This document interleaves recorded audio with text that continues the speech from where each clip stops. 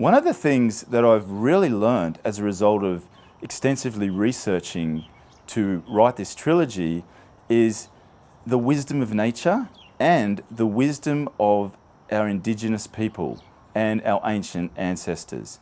They understood and they understand how important it is to connect with nature, to work with nature. And yet, modern people destroy nature. We're clearing rainforests. We're destroying nature with toxic chemicals and pollution as if it were our right to do so. And what I would like the younger people to understand is that there is a profound wisdom and order in nature, and they can tap into that.